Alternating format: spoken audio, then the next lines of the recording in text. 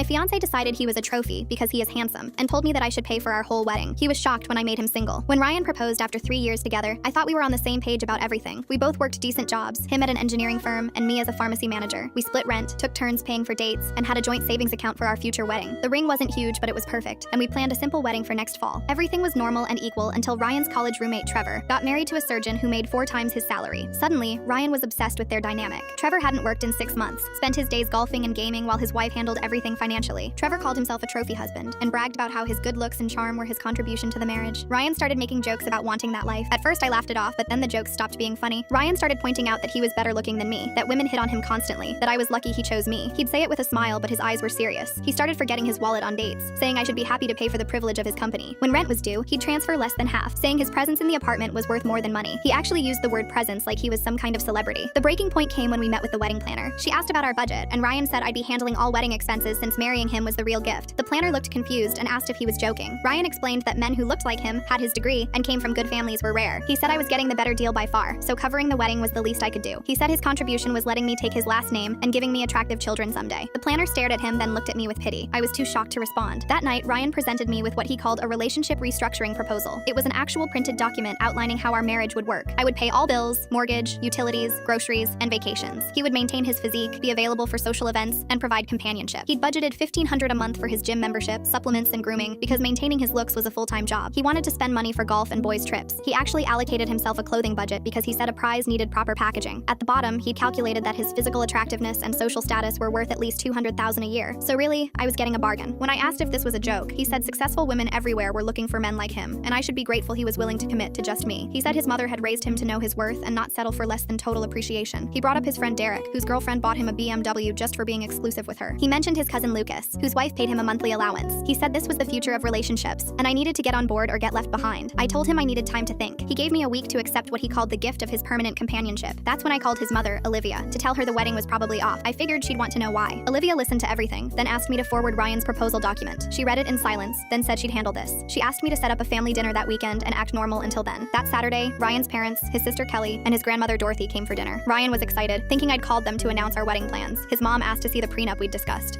Ryan said we didn't need one since I'd be handling all finances anyway. Olivia said she wanted to see it in writing, just to protect everyone. Ryan pulled out his relationship restructuring proposal and handed it to his mother. She read it out loud, every single word. His father's face turned red when she got to the part about Ryan's attractiveness being worth $200,000. Kelly laughed when she read about the clothing budget. Dorothy asked if Ryan had lost his mind when Olivia reached the section about companionship being his contribution. When Olivia finished, she looked at Ryan and said she'd failed as a mother if he believed being born handsome meant he deserved a free ride through life. The dinner ended with Olivia telling Ryan he had 2 choices. Full story on channel, link below.